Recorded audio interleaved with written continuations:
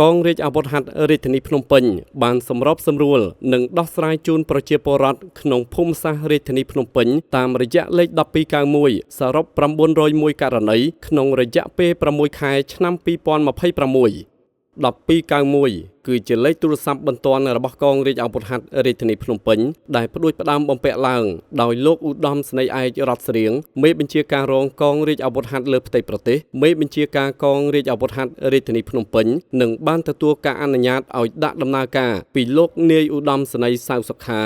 អគ្គមេបញ្ជាការរងកងយុទ្ធពលខេមរៈភូមិន្ទមេបញ្ជាការកងរាជអាវុធហត្ថលើផ្ទៃប្រទេសក្នុងគោលបំណងបម្រើជូនប្រជាពលរដ្ឋក្នុងភូមិសាស្ត្ររាជធានីភ្នំពេញធ្វើការទំនាក់ទំនងផ្ដល់ព័ត៌មានអំពីហេតុការណ៍បន្ទាន់ឬបទល្មើសគ្រប់ប្រភេទជាពិសេសសម្រាប់ប្រជាពលរដ្ឋធ្វើការប្តឹងបន្ទាន់ចំពោះបញ្ហាដែលពួកគាត់ជួបប្រទះក្នុងជីវភាពប្រចាំថ្ងៃ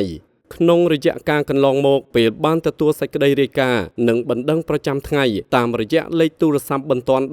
1291ហើយកម្លាំងអាវុធហត្ថរាជធានីភ្នំពេញក៏បានចុះជួយដោះស្រាយជូនប្រជាពលរដ្ឋភ្លាមៗទាន់សភាពការប្រកបដោយភាពកក់ក្ដៅបំផុត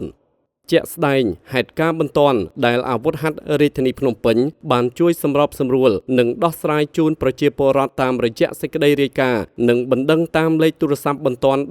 1291រយៈពេល6ខែឆ្នាំ2026នេះសរុបបាន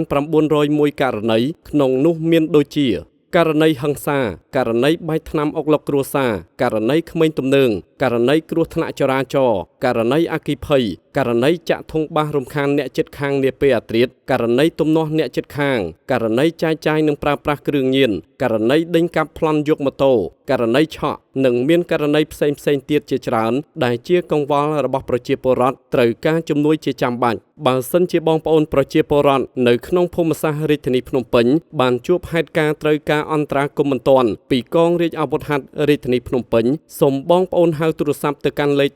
1291ឬអាចតាក់ទងតាមបណ្ដាញ Telegram WhatsApp Cool App របស់កងរាជអាវុធហត្ថរាជធានីភ្នំពេញដែលមានលេខ031-5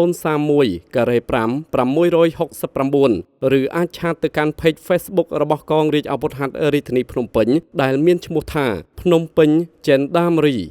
អាវុធហត្ថរាជធានីភ្នំពេញក៏សូមអភ័យទោសផងដែរប្រសិនបើបងប្អូនពុំមានការចាំបាច់ជាក់ស្ដែងអ្វីទេសូមមេត្តាកុំហៅទូរស័ព្ទទៅរំខានក្រុមការងារដើម្បីទុកពេលវេលាឲ្យក្រុមការងារបម្រើពលរដ្ឋផ្សេងទៀតដែលត្រូវការជំនួយបន្ទាន់ពិតប្រាកដសូមអរគុណ